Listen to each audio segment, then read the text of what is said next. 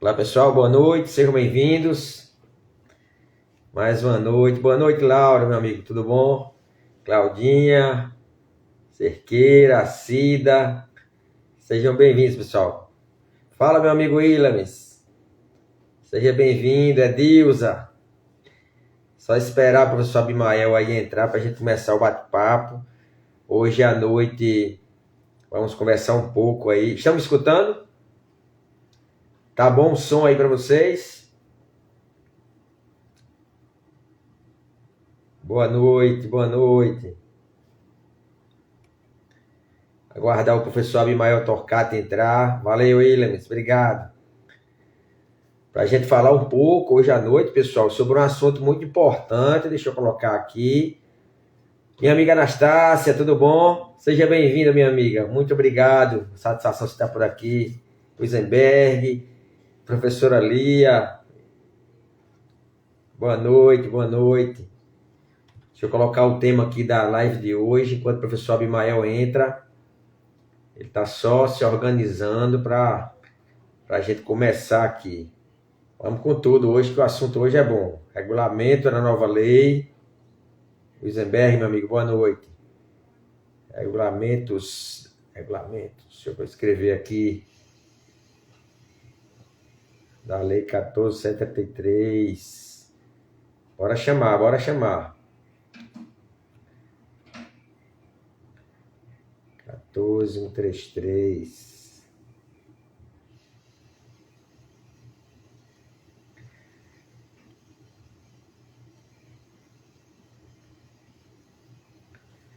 Pronto, tá fixado. Nathalie, minha amiga, professora Nathalie, boa noite, Abimael. Deixa eu lhe chamar aqui.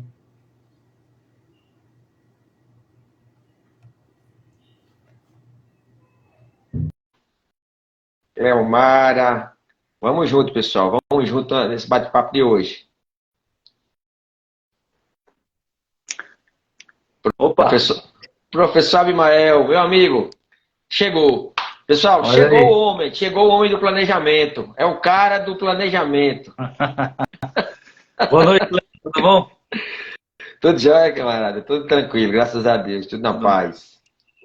Léo, eu não sei pra tu, mas os comentários, eles ficam aparecendo aqui, mesmo no meio do meu rosto aqui. É, fica rolando mesmo. Quando eu tô embaixo também, fica nessa sistemática de rolando aí ele. Então, beleza. Então, está certo. Então, vamos lá. Boa noite, né? Primeiramente. Boa noite, meu amigo. E hoje nós temos muito o que conversar, né? Sobre regulamento, saída na Lei 14.133. Eu acho, viu, professor Leonardo, que nem era para a gente estar discutindo mais isso, né? Porque faltam aí menos de 3 meses, é isso? Minha conta está certa? Menos de 3 meses. De 3 meses. Exatamente. Né? Para que a Lei 14.133 seja o único regime geral a ser utilizado. E, mesmo assim, muitas entidades públicas, muitos municípios ainda nem começaram, né, a elaborar os seus regulamentos. Verdade. Então, é muito costume, né? É muito costume do pessoal aguardar sedes, né? Realizar os regulamentos, né? Poucos estados ainda se aventuraram aí, então com bons regulamentos, na verdade, inclusive, né? Bons estados com bons regulamentos, Rio Grande do Norte, né? Pernambuco, Paraná, né? Agora acho que recentemente a cidade de São Paulo também, né? Também regulamentou, né? Mas acho que na maioria é esperando a sede. O professor Tiago também entrando aí, ó, Benassi. Rapaz, tem muita gente boa aí, Abimael. O pessoal aí veio para discutir o tema mesmo. Bom, nós vamos começar por onde? Vamos começar pelas funções essenciais, vamos começar por aqueles regulamentos que a lei já impõe, que devem ser feitos logo 180 dias no máximo, né, após a publicação da lei. Você quer começar por onde aí? Vamos começar pelos agentes, né? as Eu acho funções. que o que é que você acha de conversar pelos agentes? Lembrando, né, Abimael, pessoal, Abimael, ele é. Vou lhe Opa, apresentar para vamos lá. quem me segue e não lhe segue, né? O professor Abimael Torcati, ele é da EBSER do Ceará. Ele é o. Se eu tiver errado, você me corrija, mas ele é o chefe da área de planejamentos da EBSER, lá do Ceará, não é isso? Correto? Eu trabalho na área de planejamento, mas não sou o Não é o chefe. chefe. É só essa correção. Tá Isso. certo, pronto. Mas assim, você é eu considero, pessoal, que o Abimael, pela experiência dele, pelo conhecimento e até pela didática, né? Quem já escutou o professor Abimael e curso dele, inclusive depois vai falar o curso aí que ele tem aí já próxima semana, né? Sobre Sim, essa uma parte aí do PCA. Eu entendo que ele é uma das maiores autoridades sobre planejamento no país. Certo? Então, siga o professor Abimael, tem vários vídeos aí, tem canal no YouTube, né, os cursos aí, né, e a gente vai estar junto em João Pessoa, vou ter essa maior satisfação da gente estar em João Pessoa no final do mês de fevereiro, tratando da nova lei. É isso aí, meu amigo, vamos para frente. Ó, bondade sua, viu, a Leonardo? Anastácia colocou Sua, aqui, mas... ó, a Anastácia colocou aqui, ó, é o cara. Não, bondade de vocês. Já que você se apresentou, eu vou te apresentar também. Me apresentou, né? Quem não te conhece, Leonardo aí, pregoeiro do Ministério Público Federal na Paraíba, não é isso? Isso. Praticamente aí todas as grandes licitações centralizadas, né, do Ministério Público, no João Pessoa é você que faz, não é isso? Isso. Pronto, isso. E já trabalha aí com a parte de seleção do fornecedor, e é um exímio especialista, não sei se eu posso falar assim, exímio especialista, não sei se é uma redundância, em registro de preços, né? Uma das pessoas aí que eu mais me inspiro em relação a registro de preços. Quando eu tenho alguma dificuldade é com o professor Leonardo que eu falo. E aí, já para começar, Leonardo, vamos estar em João Pessoa, agora dia 28, 29, primeiro do 28 e 29 do 2. 27, 27 e 28 de fevereiro e 1º de março. E 1º de março em João Pessoa, no Hotel Atlântico, não é isso? Isso, exatamente. Concurso, formação de agente de contratação e equipe de planejamento. E equipe de planejamento. Um curso aí completo daí de formação do agente de contratação na fase externa, da equipe de planejamento, um curso aí de 24 horas, aula. 24 horas. Estaremos juntos aí no final do mês de fevereiro, começo do mês de março, né? Quem quiser mais informações, busca aí a gente traz mais informações depois da live. Pronto, então nós temos então 24 horas de treinamento agora de uma pessoa, presencial. No link da bio, tanto na minha bio quanto do professor Leonardo, você encontra informações sobre o nosso treinamento. E semana que vem, dia 30 e 31, eu vou estar com um treinamento sobre o plano de contratações anual. Esse treinamento ele é online, vai acontecer entre 18h30 e 21 horas. São 5 horas apenas de treinamento, preço bem camarada, bem especial. Tá? Bom, feitos esses anúncios, vamos agora à questão dos regulamentos na Lei 14.133 e a base de tudo, eu poderia dizer, não sei se eu estou exagerando, aí me corrija, Leonardo, se eu estiver exagerando, mas que a base de tudo são as funções essenciais, né? Preciso definir ali o papel dos agentes que vão trabalhar tanto na fase de seleção de fornecedor, na fase também de gestão do contrato ou recebimento do objeto. São funções essenciais à área de licitações. E aí eu queria deixar para você falar um pouco sobre isso, porque você é bem mais conhecedor dessa questão do agente de contratação, toda essa polêmica. Eu sempre pergunto a você quem é esse agente de contratação, como é que nós devemos regulamentar essa questão. Vou deixar aí você falar sobre isso um pouco.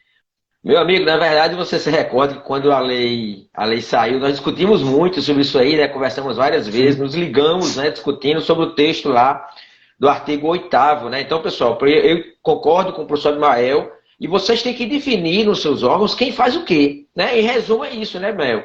E eu sempre falo o seguinte, olha só, a gente vê muitos órgãos, muitos municípios, né? Tem muitos amigos aqui que já passaram por municípios, a Anastácia tem enorme experiência, né? Em município, né? E sabe que muitas vezes em município você tem uma estrutura que ninguém sabe quem faz o quê, né? Chega lá, não tem regimento, não tem dizendo se tem lá um setor de licitação, muitas vezes com um servidor, que aí é semelhante, vamos dizer assim, ao que nós espelhamos aqui no MPF na Paraíba, uma equipe, né? É uma equipe de um servidor, né, Anastácia?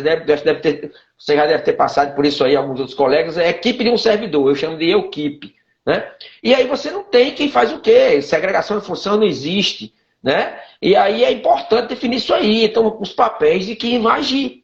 Então, pessoal, para nortear, vocês têm o próprio artigo 6º da Lei 14.133, que tem as definições, né, do agente público, do agente de contratação, já trazendo aquela definição de que o agente de contratação, pela nova lei, é sim o servidor efetivo, né, dos quadros permanentes, né?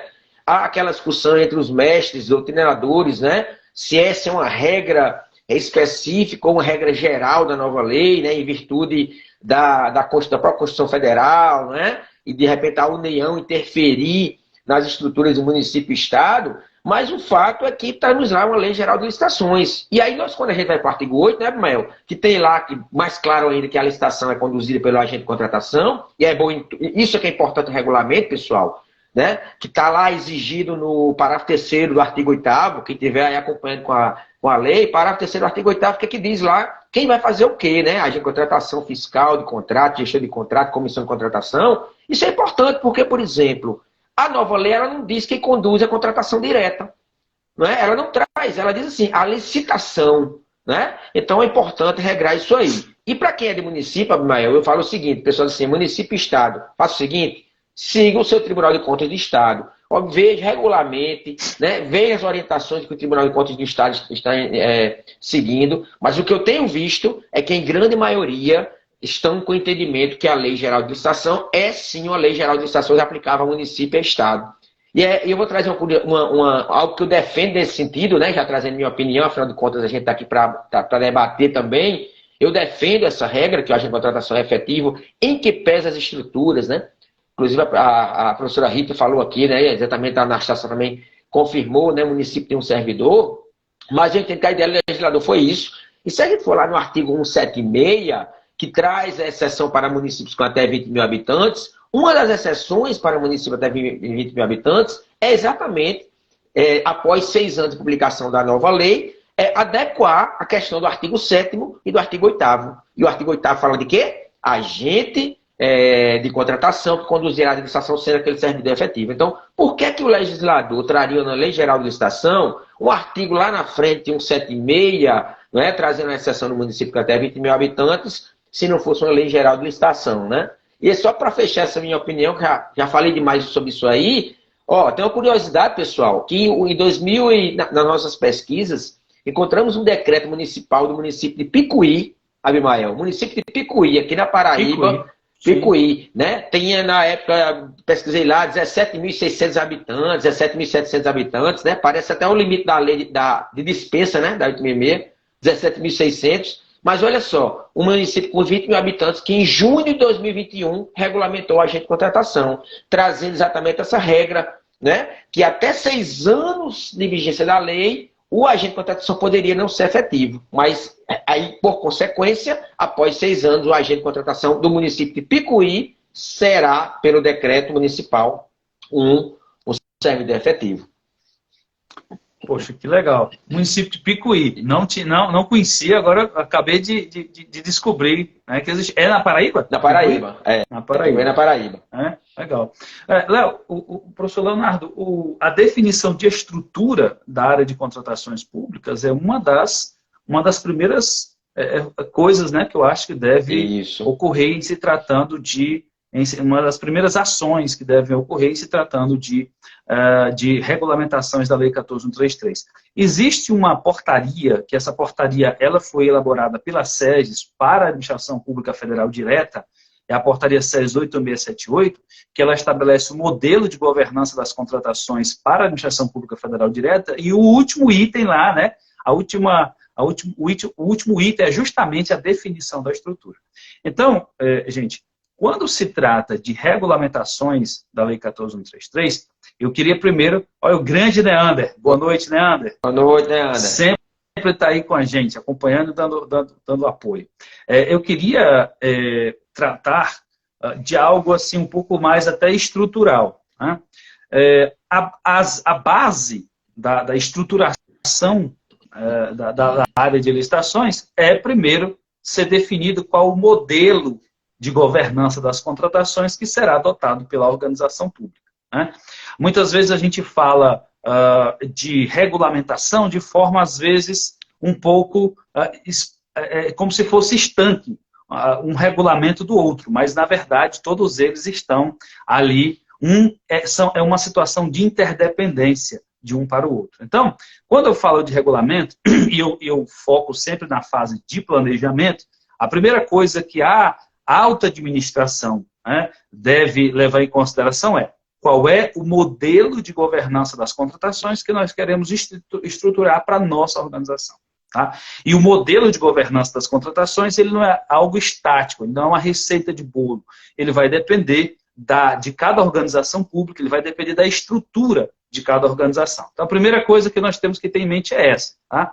Qual é o modelo de governança que nós temos para nossa, que nós vamos construir para a nossa organização a partir da nossa estrutura, do nosso tamanho. Tá? É uma coisa muito, digamos assim, um entendimento um pouco equivocado que se tem é que estruturas de governança elas são feitas apenas para grandes organizações públicas, grandes prefeituras, grandes ou estados, né, grandes. Olha, não existe isso. Ou só para a União, de forma alguma. As estruturas de governança elas devem ser desenvolvidas independente do tamanho. E, na verdade, professor Leonardo, pessoal que nos escuta, quanto menor a estrutura, quanto menor a capacidade do órgão ou do município, mais ele tem que se agarrar nas estruturas de governança, mas ele precisa ter um modelo de governança bem definido, bem estruturado, para dar a ele a capacidade de entregar o resultado que ele precisa entregar para o principal ou para o cidadão com o recurso que ele tem. Tá? Então, a primeira coisa que a gente precisa levar em consideração é qual o modelo de governança que deve ser estruturado na sua organização. Depois, nós vamos, então, começar a trabalhar os regulamentos, né, que dizem respeito à estrutura da área de licitações. E o professor Leonardo falou aí das funções essenciais, né, principalmente a questão do agente de contratação, e aí agora eu vou falar aqui um pouco da área de planejamento. Né? O regulamento aquilo que define, o regulamento que define o que é um bem de luxo, é um dos primeiros que devem ser elaborados ali, segundo o comando da própria Lei 14.133, que deu 6 meses, não é isso? 6 meses para que os órgãos da administração pública já definissem o que era um bem de luxo. Na administração pública federal direta já existe um decreto, né, trazendo esse regulamento, mas muitos órgãos ainda não regulamentaram isso na administração, nas suas respectivas administrações municipais e estaduais. O estado de Pernambuco já tem também um decreto que regulamenta, se eu não me engano, o estado do Paraná também já tem um decreto, mas foram os primeiros a regulamentar essa questão. E aí, um dos regulamentos mais importantes, a meu ver, é o do artigo 12, inciso 7º, que fala justamente sobre o plano de contratações anual. Por que eu entendo que esse é um dos regulamentos mais importantes? Porque, veja só, o parágrafo único do artigo 11 da Lei 14.133, ele diz que a alta administração deve implementar estruturas de governança para quê? Com a finalidade de alinhar o planejamento estratégico, né, às compras. As compras está alinhada ao planejamento estratégico. E o que é que alinha planejamento estratégico com as compras lá na ponta? Um dos instrumentos é justamente o plano de contratações anual. Por isso que é um dos instrumentos de governança das contratações mais importantes. Eu não estou colocando aqui nível de importância não, tá? Professor Paulo Alves, chegou o agora, homem da governança. Boa noite, professor Paulo Alves, seja bem-vindo. Então, eu não estou colocando aqui nível de importância, é claro, entre os instrumentos de governança, né?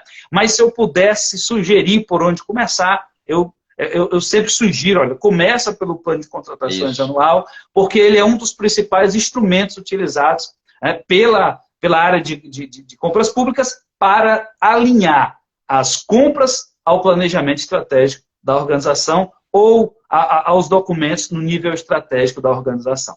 E aí o plano de contratações anual, ele já não é algo novo, ele já existe bem antes da Lei 14.133, mas agora ele trouxe, ele vem com algumas outras funcionalidades, digamos assim, que nos regulamentos anteriores nós não tínhamos. Como, por exemplo, o monitoramento. Né? Antes nós fazíamos o plano de contratações anual e não tinha um monitoramento desse plano de contratações de forma regulamentar. Mas hoje nós temos ali o decreto 10.947 que traz, né, a exigência de se monitorar, de ter um plano de tratamento de riscos do plano de contratações anual, justamente para aumentar a probabilidade de que esse plano seja instituído e ele seja executado, né, para trazer assim, efetividade para as compras públicas. E eu não sei se você concorda, né?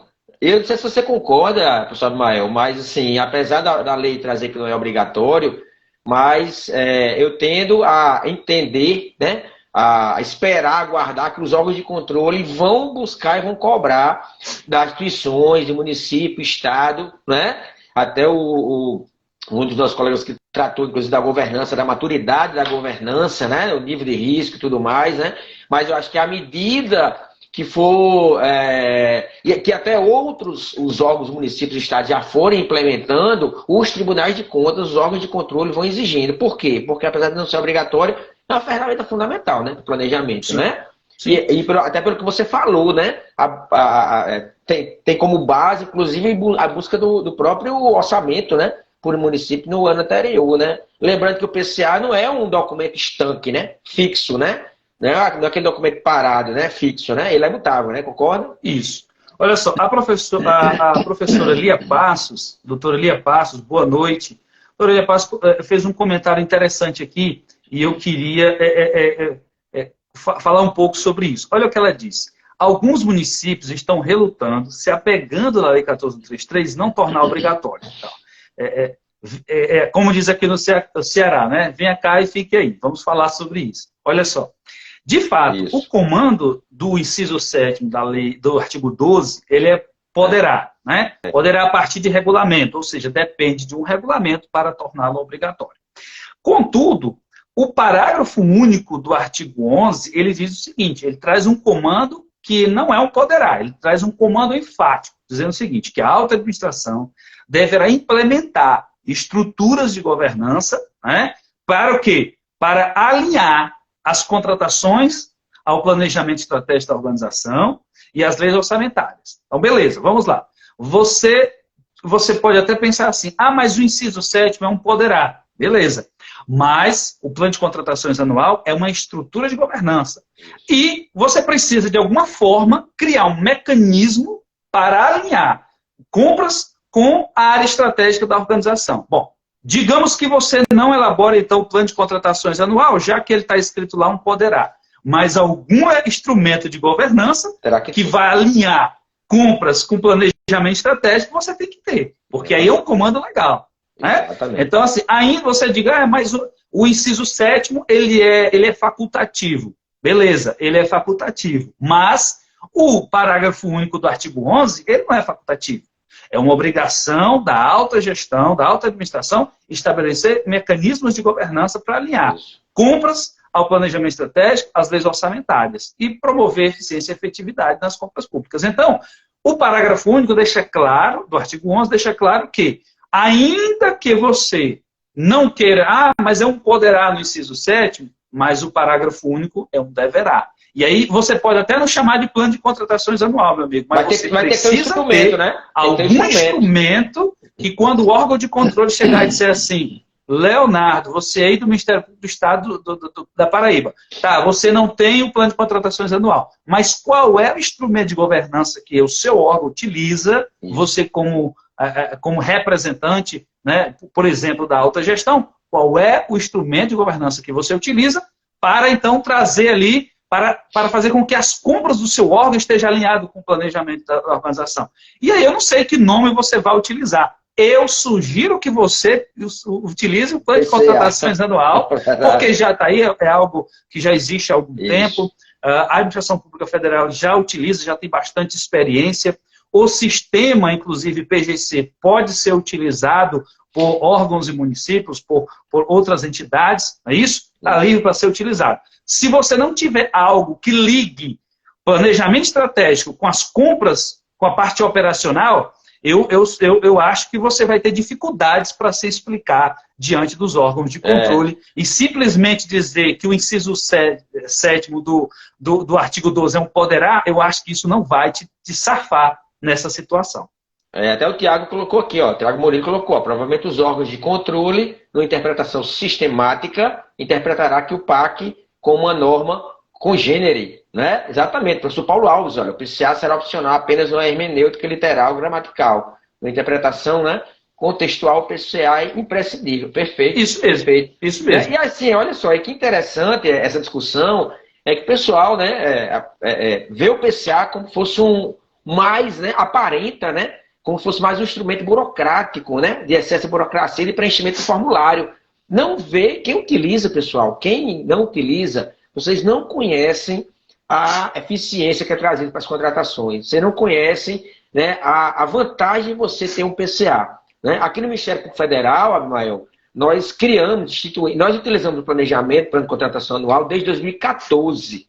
Né? Quando houve uma mudança aqui na gestão, e que entendeu que o planejamento de 2014 era fundamental, a gente criou aqui um plano mais simples, né? Mas tinha esse planejamento da anual das licitações. E na área de licitação, em virtude desse PCA, nós criamos um chamado PLA, Plano de Licitações Anual, que tem lá na IN, né? IN1 2019. Então, a gente trabalha aqui desde 2014 com 2 instrumentos, e o PLA, eu acho que só depois apareceu aí na IN né? Em seguida, né? Mas a gente já adotou desde 2014. E aí, meus amigos, eu vou dizer o seguinte, traz uma eficiência enorme, porque tem condição de toda a administração pública, principalmente quem necessita daquela contratação, se programar e dizer assim, olha, eu vou precisar em tal data, né, ter um valor estimado de X e programar o pessoal da licitação. Né? Eu brinco sempre muito o seguinte, Abimael, o PCA e o PLA, pessoal, serve para algo muito fundamental da administração pública, para nós que trabalhamos na administração, né, Abimael?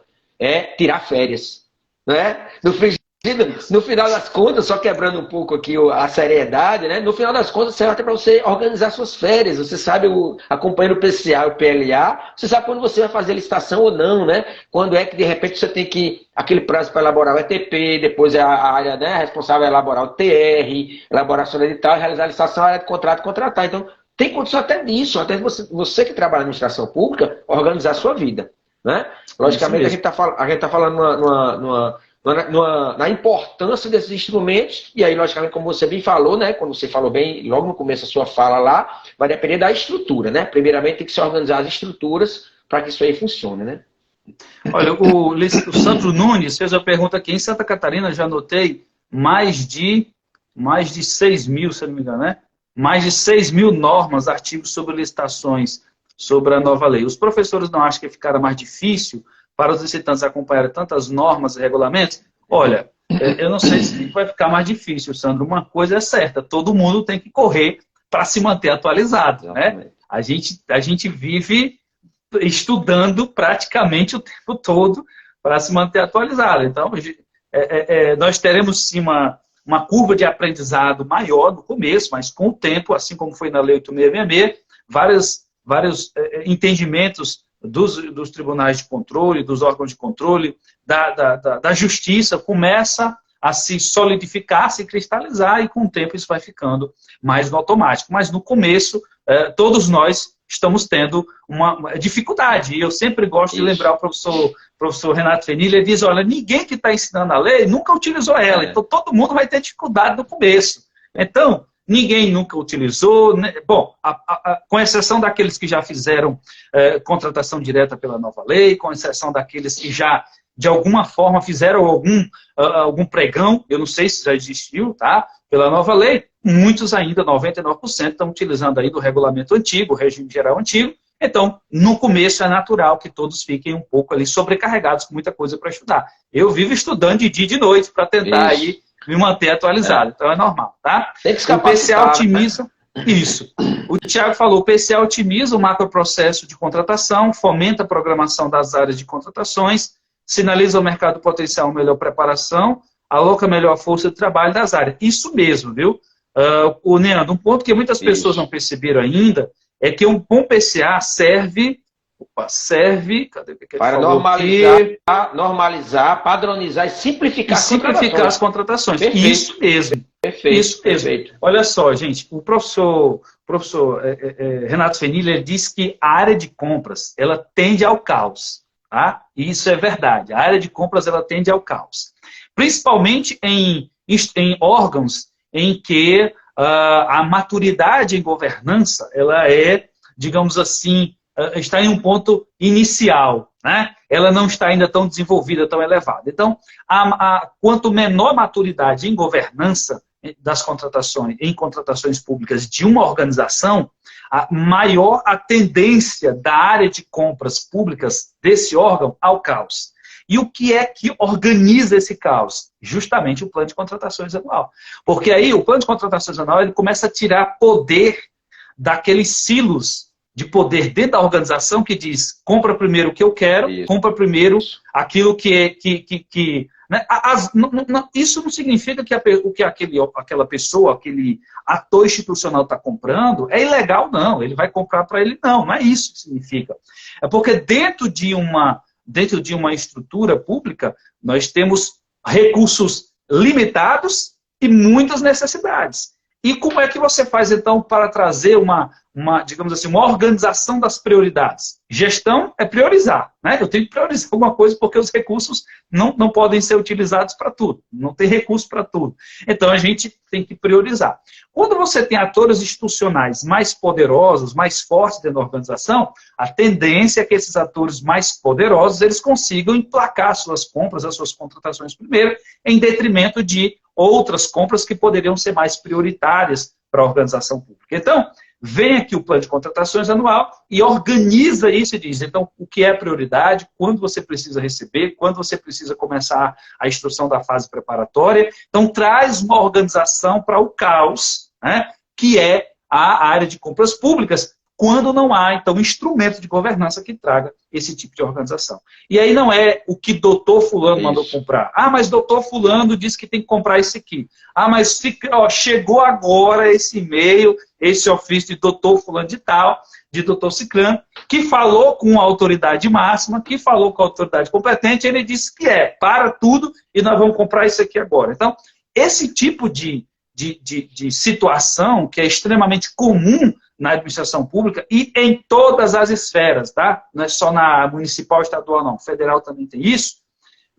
Uma das formas de você reduzir a probabilidade disso acontecer, retirar poder dos agentes que têm aqueles agentes mais poderosos dentro da organização e colocar isso de uma forma que venha trazer mais efetividade para o principal, né? Trazer um retorno melhor dos impostos que são ali compulsoriamente retirados do cidadão, plano de contratações anual, então vem para dar uma organizada nessa situação. Por isso, defendo tanto a que seja um dos primeiros a ser elaborado. Ainda que a portaria 16878, por exemplo, diga que o PCA deve ser feito com base no plano de gestão de logística sustentável, tá? Ainda que exista essa obrigatoriedade na portaria 16878, eu defendo. Começa pelo PCA, que digamos assim, precisa de um menor nível de maturidade em governança para ser elaborado, depois passa-se para instrumentos de governança mais, digamos assim, que necessita-se de uma maturidade maior, como o plano de gestão de logística sustentável, para ser ali instituído. Falei demais, Leonardo. Desculpa. Falou tudo de forma clara, objetiva. É só fechando, o Juliano falou bem aqui, exatamente isso, né? Apesar de você ter a possibilidade na nova lei de utilizar os regulamentos federais, né? O artigo 87 permite lá, mas observe a peculiaridade, a estrutura de cada instituição, né? Resumo, isso que você falou, né? Monte sua estrutura, mas não deixe de implementar, né? Não deixe de implementar o PCA, que aí tem um reflexo da administração, né? O colega até reforçou isso aí, né? Um benefício para todos, né? O PCA. Vamos lá? Isso mesmo. Léo, em relação Léo, gente, eu chamo o Léo de Léo, tá? Porque a gente já se conhece, já meu amigo. se fala o dia inteiro, aí eu chamo ele Léo, viu? Então, estou pedindo autorização aqui para chamar de Léo. Vamos lá, bora lá. Mas diga aí. É o seguinte, Léo, uma informação importante é que duas coisas sempre têm acontecido em relação à regulamentação. Ou o pessoal fica aguardando a administração pública central regulamentar para depois copiar, e aí, digamos assim, mais precisamente as SEGES, né?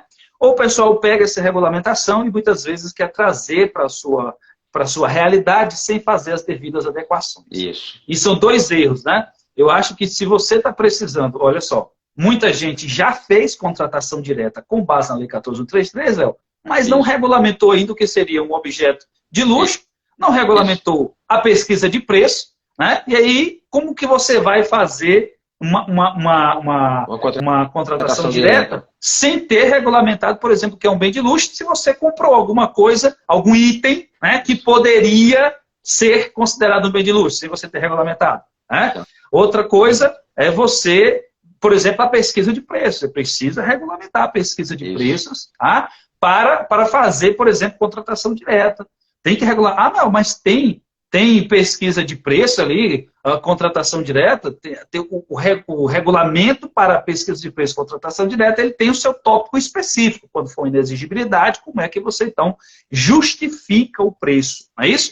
Para isso você tem que ter ali o regulamento. Como é que você vai justificar o preço de uma contratação direta sem ter ali o regulamento? Professor Marcos Alcântara, é isso? Boa noite, professor. Boa noite. Honra demais tê-lo aqui.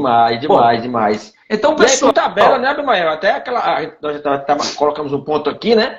É necessário, a lei exige a regulamentação da contratação direta, mas você acabou de fechar essa ideia, né? É importante você ter exatamente a rotina, em que pesa o artigo 72 da lei. Eu falo assim, eu acho que a nova lei, ela trouxe em muitos artigos, checklists de procedimentos, né? Que facilita muito a sua utilização. Né? Mas é fundamental exatamente isso. Como é que você está fazendo a contratação direta, utilizando, mesmo que utilize lá o artigo 72, né, com formalismo, observando as regras do artigo, chega dispensa, elegibilidade, enfim, se você não tem essas regulamentações apartadas, né? Se você não tem procedimento de planejamento, né, ETP, TR, enfim, né? O PCA, né? O próprio PCA, né? Pesquisa de preço, que é fundamental, né? Então, assim, é exatamente isso, pessoal. Às vezes a pessoa fala assim, professor, você está ministrando aí a aula de contratação direta e falando de regulamentação. Mas as regulamentações que vão fazer o seu processo de contratação direta tem que existir. Né? Tem que existir. Né? Isso é fundamental aí. Mas você ia falando. Isso mesmo. Então você precisa, além de regulamentar, né, se você ficar esperando, né, vir aí no seu município, muitas vezes a sua necessidade não é a necessidade da administração federal direta. Ele pode começar por outros aspectos. Tá? Então, o primeiro, capacita a sua equipe, a alta gestão precisa capacitar a equipe para regulamentar, né? Todo mundo ali, digamos assim, se ajudar dentro da organização para trazer essa regulamentação, apresentar ali aos órgãos de controle interno, inclusive compartilhar com os externos, se for possível, se tiver esse tipo de abertura, né? Para que você comece a operacionalizar e trabalhar com a nova lei, para que não deixe em cima da hora. 1º de abril, vão fazer o primeiro processo com base na lei, você nunca fez. Hoje ainda dá para, digamos assim, errar, entre aspas, porque está todo mundo ali testando. Testa agora, essa é a hora de testar, essa é a hora de você, digamos assim, trazer já um novo processo com base na nova lei, para quando chegar no dia 1º de abril, já está ali mais ou menos todo mundo treinado e já saber como utilizar com os regulamentos principais ali prontos. Então, primeira coisa, primeiro erro, não fique esperando a administração central. Segundo erro, não traz esse regulamento, implementa aí no seu órgão sem fazer as devidas adaptações para a sua realidade. Professor Leonardo, um dos estados que eu sempre elogio por onde eu passo nos meus treinamentos é o estado de Pernambuco, em relação à regulamentação da Lei 14.133. É um dos estados que eu tenho visto trazendo uma regulamentação mais inteligente, tá? Porque é uma regulamentação que vem adaptada para a realidade do estado de Pernambuco. Quando você lê, ele tem lá, digamos assim, as adaptações. Por exemplo, o estudo técnico preliminar. eles trouxeram o estudo técnico preliminar de uma forma diferente do que a Instrução Normativa 58 traz em relação a quando fazer o estudo técnico preliminar. Não diferente em tópicos, tá? Mas é diferente em quando fazer, quando tem a necessidade ou não. Isso eu achei inteligente porque adaptou para a situação do Estado de Pernambuco. Assim como cada órgão precisa adaptar os regulamentos que trouxer ali da administração federal direta para a sua organização, para a sua situação, para a sua estrutura, né, disponível. Isso, professor. Inclusive Danilo Almeida, né, que é de Pernambuco, né, que participou dessa regulamentação, inclusive ele já comentou isso, né, ele disse, olha, o ETP quase ninguém usava em Pernambuco, então não tem como a gente chegar, pegar a nova lei e simplesmente começa a aplicar a partir de hoje, né? Então sim, eles regulamentaram de uma forma que entenderam o que é exatamente a realidade deles lá, sem necessariamente esquecer de capacitar agora para a nova realidade, também tem isso, né? Já que vai, naquilo que foi implementado, o regulamento você tem que capacitar, não é simplesmente jogar aquela norma lá e dizer assim, olha, vamos aplicar aqui e não capacitar, né? Fundamental isso aí. Outro regulamento... Léo, você falou sobre contratação direta, perdão, só complementa para mim. Você entende que deve ter um regulamento para a contratação direta? Eu acho que tem que ser tem que ter um procedimento como funciona, como vai ser a contratação direta, né? Em que pese, não havendo, porque a lei não exige, você tem o artigo 72, que praticamente é o checklist, né? Mas você, até o colega falou, normatiza, padroniza rotinas, né? Juntando-se essa contratação direta, inclusive a própria questão de quem faz a contratação direta, a regulamentação lá, vai ser um agente público, vai ser um agente de contratação, quem vai fazer a contratação direta no meu órgão? Isso é importante, né? Deixa as coisas mais claras. Eu falo o seguinte, Abimael, que agora a nova lei, além dela trazer uma nova realidade, né, trazer a questão da governança, padronização, a padronização de instrumentos, né? Eu não vou ter a contratação direta, mas você não vai ter um aviso de contratação direta padronizado, um termo de referência, um ETP, de repente ali padronizado, né? Mas, concluindo o raciocínio, eu entendo que agora é o momento da administração pública meio que virar um pouquinho aquela chave e a organizar as coisas. Se você tinha a lei 8666, que é uma lei que não trazia procedimentos, né? A lei não trazia procedimentos, ela ditava regras lá, mas não era uma lei que trazia procedimentos. Como é que eu faço? Não é?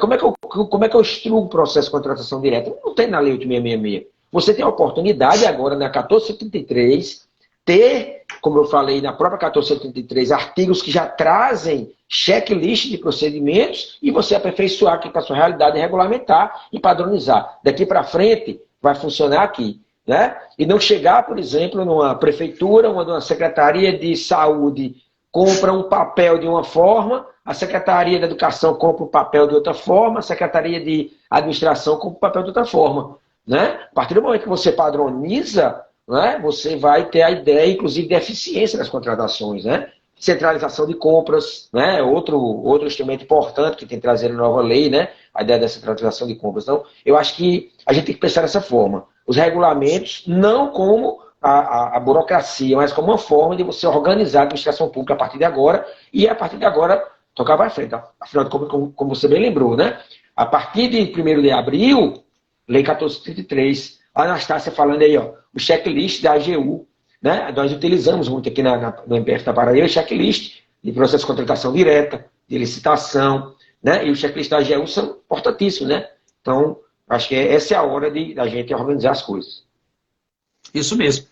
Léo, você tocou num ponto importante que eu estudo muito e tento sempre trazer esse aspecto para o pessoal, tanto nos treinamentos quanto assim nas lives. Olha só, a administração pública, eu sempre gosto de dizer que existe uma máquina de aquisição. O que é que eu chamo de máquina de aquisição? Eu nomeei máquina de aquisição aqueles atores institucionais envolvidos na aquisição / contratação de produtos e serviços. Então, essa máquina de aquisição ela começa desde o momento da formalização da demanda até o momento em que o objeto é recebido ou o serviço ele é prestado. Então, todos os atores envolvidos, você tem ali, digamos assim, uma máquina, uma linha de montagem, né, que começa no momento em que se formaliza a demanda, entra ali nessa máquina de aquisição uma necessidade do negócio, e essa necessidade é transformada em um edital completo, depois esse edital completo é transformado em um contrato, e esse contrato é transformado, então, na prestação de serviço. E essa máquina de aquisição no órgão público, ela tem uma capacidade produtiva limitada, né, devido a como ela é formada por vários atores institucionais, várias estruturas dentro da organização. Então, como essa máquina ela tem uma capacidade produtiva limitada, eu sempre fico pensando o seguinte: como eu posso melhorar a capacidade produtiva dessa máquina de aquisição? Como eu posso transformar esse processo que vai dar do momento da formalização da demanda até o momento da entrega do objeto, da prestação de serviço, como eu posso transformar ele para que ele seja cada vez mais eficiente na transformação de necessidade em solução e na efetividade quando essa solução ela é implementada. Então, uma das formas de fazer isso é justamente a padronização. Então, quanto mais você padroniza, mais você reduz a probabilidade de erro e você aumenta, ou você reduz também o tempo, né, de produção dos artefatos, por exemplo, da fase preparatória. E um dos artigos mais importantes nessa questão de melhoria de eficiência da máquina de produção, dessa máquina de transformar necessidade em solução na administração pública, é o artigo 19. O artigo 19 ele traz ali a obrigatoriedade do estabelecimento do catálogo eletrônico de padronização e de várias minutas que devem estar dentro desse catálogo eletrônico de padronização. Minuta de termo de referência, de edital, de minuta de, se não me engano, de registro de preço, né, da ata de preço, isso. Perdão, não lembro agora, mas tem também isso. Tem inclusive ligação com a pesquisa de preço. Então, olha só, já existem algumas minutas padronizadas recentemente, né, no Estamento Federal, mas é imprescindível. O órgão, veja só, pessoal, você que é de prefeitura, órgão pequeno, entidade pública com menor recurso público, quanto mais instrumentos padronizados você tiver, menor a sua probabilidade de errar, mais rápido você trabalha, tá? Você precisa de uma capacidade, de um ator institucional com a capacidade intelectual menor, né? Porque imagina que toda vez você vai fazer um termo de referência do zero. Né? Você precisa de alguém com a capacidade intelectual, com conhecimento maior de várias áreas do conhecimento do direito administrativo, de várias áreas do direito e da administração. Mas quando você tem uma minuta ali pronta, você chega ao colega e ensina o colega a usar a minuta, é mais fácil do que ensinar ele a fazer um termo de referência, né? A montar um edital do zero. Então, olha só, quanto menores forem os recursos organizacionais que você tiver no seu órgão, maior a necessidade de você padronizar instrumentos que serão utilizados durante a fase preparatória, mais você tem que se empenhar em utilizar instrumentos padronizados, como, por exemplo, o catálogo eletrônico de padronização. Já temos um primeiro item padronizado, a água, né, mineral. Duas coisas que dá trabalho comprar: água mineral e café, quando a gente compra café. São dois itens que dá problema comprar. Então foi muito acertado, muito inteligente por parte da SES a padronizar, começar pela água, tá? Porque é um produto de primeira necessidade, no caso estou falando da água, e difícil de comprar, né? Isso. Devido aos vários tipos de águas que existem. Então olha só, pessoal, além das regulamentações, trabalhem na padronização de minutas para a sua realidade. Porque quanto mais instrumentos padronizados que você tem, mais rápido é a sua fase preparatória. Com menor probabilidade de erros, com menor probabilidade de depois você ter uma impugnação, um recurso ou uma ação judicial devido aí ao seu processo licitatório. Até para a assessoria jurídica, né? A assessoria jurídica agradece, na verdade, né, as medidas padronizadas. Nós temos, inclusive, a regra do artigo 53, né, para o primeiro, que poderá ser dispensado, né, análise jurídica em algumas situações, e uma das situações é exatamente a utilização das medidas padrão, em que pese eu achar que é discutível isso aí, porque o próprio artigo 53 trata que a assessoria jurídica vai analisar o processo, né, como, né, vai se adentar o processo, ela precisa primeiro, né, mas traz lá a possibilidade de dispensar a elaboração do parecer da análise jurídica, quando vai a minuta padrão. Essa parte ele não vai mais discutir, né? Tem uma pergunta que é bem interessante aqui, que foi do Sandro. Perguntou aqui se os municípios poderiam regulamentar regras gerais da nova lei, ou apenas regras específicas da nova lei. Né? Eu entendo que os municípios podem regulamentar regras gerais, desde que não desobedeçam a regra geral da nova lei, da lei geral de licitação. Né? Eu acho que isso aí tem uma relação direta. Né? Os assuntos específicos, como você até já citou, a gente já tratou aqui, né? TP, estudo preliminar, termo de referência, né? Toda essa parte aí, que são específicos, não. Cada um pode adequar a sua estrutura. Mas com relação às regras gerais da nova lei, eu entendo que você não pode fazer diferente. Né? São regras gerais da nova lei. Né? Isso mesmo. Um outro aspecto, Léo, voltando ainda à questão da padronização, o artigo 19, eu até abri a lei aqui, o artigo 19, ele diz o seguinte, do caput: os órgãos da administração com competências regulamentares relativas a atividades de administração de materiais. Eu vou pular lá para o inciso, aqui, ó, o inciso 4, diz assim, ó, instituir, com auxílio dos órgãos de assessoramento jurídico e de controle interno, modelos de minutos de editais, termos de referência, contratos padronizados e outros documentos. Olha só, o comando da lei é que os órgãos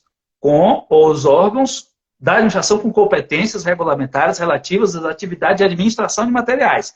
São esses órgãos que devem elaborar as minutas. Agora, o que é que os órgãos de assessoramento jurídico vai fazer? Ele vai, então, auxiliar. Né? Então, o termo auxiliar não é elaborar. Isso. Quem tem que elaborar é aquele que tem competência do ponto de vista administrativo. Então, eu estou vendo muita gente reclamando, mas o jurídico do meu órgão ainda nem se mexeu. O jurídico do seu órgão ele não tem que regulamentar. Na minha opinião, não, com base nesse termo aqui, nessa parte da lei. O que é que o jurídico vai fazer? Ele vai te auxiliar. Na minha visão, a partir do momento que você elaborar aquele regulamento jurídico, dá a sua opinião, dá uma revisada, faz aqui alguns apontamentos, né? E aí o jurídico vai trazer a visão jurídica acerca daquele documento, mas é você que é da área com competência da área administrativa, né? Que tem competência para trazer esses regulamentos, para trazer essas minutas padronizadas, é você ou são vocês que vão elaborar. Eu digo isso porque eu já vi muita gente reclamando do jurídico. Não, mas o jurídico ainda não regulamentou. Eu não entendo que seja o jurídico que tenha que encabeçar essa atividade. Eu entendo que é um órgão, como a própria lei diz, que vai auxiliar, está ali para auxiliar, né, o gestor nesse momento. Tá? Então, você, gestor, que tem a competência para regulamentar, você se mexa, porque a situação vai apertar para você daqui a pouco. Rita até lembrou aqui, ó, sobretudo na esfera municipal, onde há uma rotatividade muito grande de equipe, né, muda prefeito, muda equipe, essas padronizações são importantíssimas. Padronização e regulamentação, é isso que nós estamos falando aqui. Né? Os regulamentos vão seguir para a administração pública, seguir aí rotinas, procedimentos e as padronizações também, para diretamente não chegar um ou outro querendo fazer de uma forma diferente. Entrou um, faz de uma forma diferente. Entrou outro, outra equipe faz de uma forma diferente. Tem lá, o regulamento tem que ser dessa forma, a padronização tem que usar esse edital padrão, né? Esse minuto de contrato padrão. Então, é importantíssimo isso aí, essa lembrança, né? É trazer eficiência, né? Para a administração pública, né? Para regulamentar os procedimentos auxiliares, principalmente o sistema de registro de preço, né? Mesma forma, nós temos lá, pessoal, o artigo 82, né? Até 86, se não me engano, né? Falando do registro de preço da nova lei. E a nova lei ela já traz alguma coisa sobre registro de preço, mas você precisa regulamentar para isso, para trazer eficiência para o seu órgão. Vai utilizar o registro de preço da esfera federal? Mesma orientação que o professor Abimael está falando. Traz, estuda, adapta e de repente usa lá. Mas a própria lei já norteia você a elaborar o seu regulamento, né? O que é que o edital tem que ter? A nova lei já diz lá, né? O que é que o edital do registro de preço tem que ter, né? Então é importante regulamentar os procedimentos auxiliares, né? Eu me recordo, né? Os colegas que acompanham também, né? A área de licitações devem ter visto um artigo do professor Hamilton Bonato, né? Logo em 2021, que ele relacionou, né? Acho que foi o primeiro mestre e professor que relacionou aí mais de 40 regulamentos que nós temos que ter na nova lei. Aí, logicamente, você vai regulamentar aquilo para que a sua estrutura, que o seu município, que o seu estado está utilizando. Não vá se adentrar em regulamentos onde a sua administração não utiliza. Né? Mas esses são fundamentais. Né? Bem serviço, bem comum, bem consumo comum, agente de contratação, faz planejamento, PCA, né? Procedimentos auxiliares, a dispensa, a contratação direta, em que pesa a lei não exigir regulamento, mas é importante ter a rotina. Né? Vou utilizar a dispensa eletrônica, lembrando que a lei não obriga que a dispensa seja eletrônica. Né? A lei não traz que a dispensa de licitação tem que ser eletrônica. Então, analise isso aí. Né? Se você vai regulamentar a dispensa eletrônica, logicamente lembrando que a regra, né, nos regulamentos federais, quando o município e o estado utilizar recursos de transferências voluntárias da União, tem que seguir o regulamento. Né? E fora isso, você vai regulamentar para a sua estrutura e ver aquilo que é melhor ser utilizado. Tranquilo? Modalidades de licitação, né, Mael? Importante, partindo para a fase externa. Né? Eu vou utilizar a IN 73, vou utilizar a IN 67, vou utilizar a IN 65 da pesquisa de preço, né? A IN 67 da dispensa, a IN 73 lá, que não traz regulamento de pregão, de modalidade, traz critério, né, de julgamento, menor preço, maior desconto. Então, eu vou utilizar aquilo ali como modelo, traz para a sua realidade e analisa se é adequado. Se não, regulamenta a modalidade, cara. Não tem problema algum. Né? Eu não vejo problema algum você regulamentar se a modalidade pregão, como é que vai funcionar? E regra lá na tua estrutura. Certo? Critério de julgamento tem sido mais debatido, né? Na Lei 14.133. O Wendel Caruso, fizemos aqui no município minutas padronizadas de edital, ETP, TR, contratos, checklist. Isso. Muito bom, Wendel. Muito bom. Trabalhar com minutas reduz a probabilidade de erros e aumenta a eficiência da máquina de aquisição. Tá? Bom, Léo, fazendo aqui um apanhado geral, eu não queria colocar aqui ordem de prioridade, mas qual é o pacote mínimo, então, depois de toda essa nossa conversa, qual é um pacote mínimo e quais são os regulamentos desse pacote mínimo, então, que o órgão deveria ter já para começar? Sem ordem de prioridade. Vamos dizer que todos estão no mesmo nível, tá? Bora lá. Você diz um, eu digo outro. PCA. Beleza. Objeto de luxo. Né? Objeto de luxo. Os atores que vão trabalhar nas contratações, agente de contratação, comissão de contratação, fiscal de contrato. Olha, outra importante, antes da gente continuar, fiscal pessoal, de contrato. Você faz uma contratação de serviço, Abimael. Hoje, você pode contratar por dispensa de licitação, serviço de engenharia, um serviço lá de R$100.000. Há necessidade de fiscal de contrato? Entendo que sim, é lógico que há. Cadê o regulamento desse fiscal de contrato? Tem que ter um regulamento de fiscal de contrato. O que é que o fiscal de contrato faz? O que é que o gestor do contrato faz? Porque você sabe, né? Ainda tem gente que ainda acha que é a mesma função, que é a mesma atribuição, que gestor de contrato é o mesmo fiscal de contrato. Então, olha só, importante. Então, vamos lá. PCA, falei, você falou em bem comum, né? Bem consumo comum, né? Os agentes, pesquisa de preços. Os procedimentos auxiliares. Procedimentos auxiliares, sobretudo, registro de preço. Talvez começar com registro de preço, né? Registro de preço, isso. Exatamente. Começar com registro de preço. Contratação direta, como você falou, lei não exige, mas é bom que tenha um rito definido, não é isso? Planejamento. Planejamento.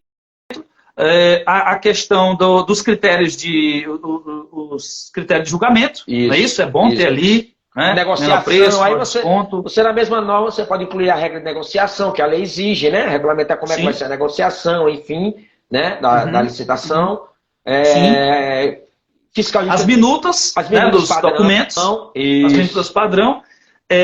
Que mais? O estudo técnico preliminar, né?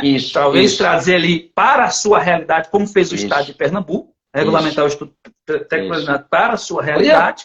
Poder regulamentar o planejamento, né? De repente, o planejamento como um todo, termo de referência, o técnico preliminar, análise de risco. Né? Análise de risco, eu digo aqui, não análise de risco do macroprocesso, não que não seja importante.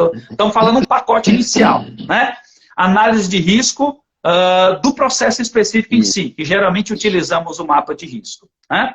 Então, esse seria um pacote inicial, né, para se ter ali no órgão público. E aí nós temos outras, digamos assim,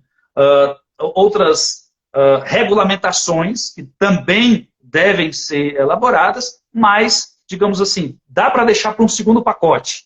Não é isso? Dá para chegar de acordo com a sua necessidade, né? De acordo com a sua necessidade. Como, por exemplo, o catálogo eletrônico de patronização, né, que pode ser utilizado da administração pública federal direta, as compras centralizadas, deixa eu ver aqui, percentual mínimo, eu estou olhando aqui que eu estou olhando para a minha cola, viu, pessoal? Percentual mínimo de mão de obra de mulheres vítimas de violência e oriundos ou egresso do sistema prisional, né? Os custos indiretos, aquele lá do artigo 34, né, parágrafo 1º, custos indiretos, remuneração variável, pode deixar então para um segundo momento, utilização de mão de obra e materiais do local da execução da obra, que é aquele do artigo 25, participação de pessoas físicas, a SERGES regulamentou, inclusive tem a Instrução Normativa 116, de 2021. Então, eu acho que existem... Eu acho que o órgão, a prefeitura, o órgão deveria sentar e fazer um planejamento de como nós vamos, então, regulamentar. Por onde nós vamos começar? São muitas as necessidades, né? E pouco recurso, não é isso? Então, senta a alta administração. Gente, isso aqui não é chão de fábrica, tá? Não estou dizendo que o chão de fábrica não deve participar. Estou dizendo que isso aqui deve partir da alta gestão. A alta gestão tem a obrigação de sentar e dizer assim, por onde nós vamos começar? Esse é o pacote inicial, esse é o pacote secundário, esse é o pacote terciário.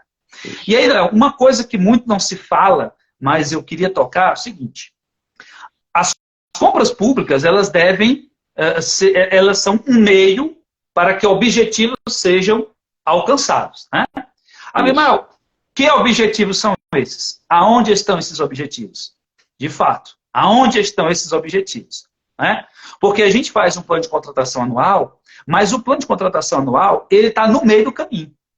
A compra em si, quando ela é efetivada, ela é o final do caminho. O plano de contratação anual está no meio. Qual é o início do caminho? O planejamento estratégico da sua organização. Então, um plano de contratação anual, ele é elaborado com base em um planejamento estratégico. Ele é uma das ferramentas para se atingir os objetivos do planejamento estratégico da organização. Então, veja só, a gente está falando aqui de instrumento de governança no meio do caminho. Mas a alta gestão não pode deixar de elaborar os instrumentos do nível estratégico da organização, como o planejamento estratégico, né, da organização, como o plano de gestão de logística sustentável. Tudo isso está antes daquilo que nós estamos falando aqui. Por isso que no começo da live eu já falei, primeiro a alta administração tem que dizer qual é o modelo de governança que vai utilizar que vai instituir na sua organização. Dentro do modelo de governança, inclusive, está a elaboração de um plano estratégico, no nível estratégico da organização, para direcionar toda a organização. Tá? Então, não podemos lembrar disso. Bom, fechamos aqui, então, um pacote mínimo, né, que o órgão tem que ter para começar. Depois temos outros regulamentos, né, em um segundo e um terceiro momento. Mas é importante, pessoal, a cada pacote desse de regulamento que o seu órgão instituir, que haja, primeiro, o treinamento da equipe, né, para que a equipe consiga... Não adianta também querer regulamentar tudo em cima da hora, de uma vez que não vai ter estrutura para isso. A não ser que o seu órgão, sua prefeitura, seja na Suíça, que lá não falta dinheiro, tem muita gente para trabalhar. Né? Se for aqui no Brasil, eu acho que não dá para você querer fazer tudo de uma vez. Então, elege um pacote, estrutura esse pacote, desenvolve, regulamenta, estabelece isso, né, implementa, né, testa, vê o que é que precisa ser ali modificado, faz as modificações, capacita uma equipe para ser multiplicador do conhecimento. Depois, essa equipe multiplicadora do conhecimento vai levar esse conhecimento até o chão de fábrica da organização. Quando todo mundo já tiver, aí já começa a receber os feedbacks. Nós colocamos em prática, tivemos problema, precisamos dar uma mexida já aqui no regulamento, faz as devidas melhorias no regulamento Quando isso já estiver cristalizado, todo mundo já sabe como utilizar, aí é que parte para a próxima fase, que seria outros regulamentos. E aí, uma informação importante é o seguinte, Léo. Estruturas de governança, sem você ter, digamos assim, ferramentas de tecnologia da informação para dar suporte a isso, vai ser complicado. Vai ser complicado. Tá? Você estruturar um plano de contratações anual, um plano de gestão logística sustentável, sem ter um sistema informatizado para implementar, acompanhar, monitorar esses instrumentos de governança, vai ser complicado. Porque assim, nós estamos chegando no momento que, olha, mas eu posso começar o PCA com a planilha? Começa com o que você tem. A gente começa com o que tem. Até numa folha de saco de pão a gente pode escrever. Né? A gente está começando. Começa com aquilo que você tem. Então vai fazendo na planilha, vai fazendo no Google Sheet, né? Vai na planilha do Google, mas não dá para você ficar muito tempo. Se o seu órgão for muito grande, se tiver uma prefeitura com dezenas, né, de secretarias, que por sua vez tem dezenas de requisitantes, vai ficar difícil para você fazer na planilha. Então você precisa começar a pensar em ferramentas informatizadas para estabelecer os instrumentos de governança na sua organização. Tá? Porque a capacidade humana é limitada. E aí as ferramentas de TI, elas vêm para potencializar, né, a capacidade humana. É isso? E automatizar ali várias ações humanas. Então, acho que a gente conseguiu aqui abranger, Léo, mais ou menos um pacote e algumas dicas como utilizar ferramentas de TI, fazer também um planejamento estratégico. Padronizar, né? E aí, instrumentos, padronizar instrumentos. Né?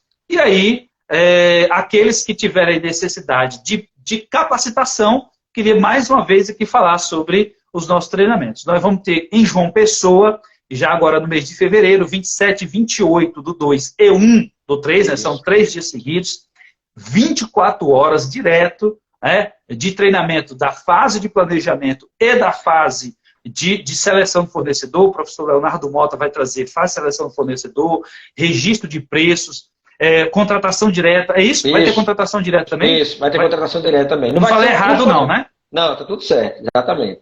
Tá. Vai ter, então, contratação direta, fase de seleção do fornecedor. Nessa fase de seleção do fornecedor, Léo, você vai mostrar alguma coisa do Compras Go? Vai mostrar ali o sistema ou não dá? Não temos tempo. São 24 horas, né? Onde a gente vai abarcar a fase de planejamento com a fase de seleção do fornecedor. Ainda falar um pouco da parte de contratação também. Vamos falar um pouco da parte de contratação. Algumas parte de contratação também. Sanções, né? As infrações, as sanções, né?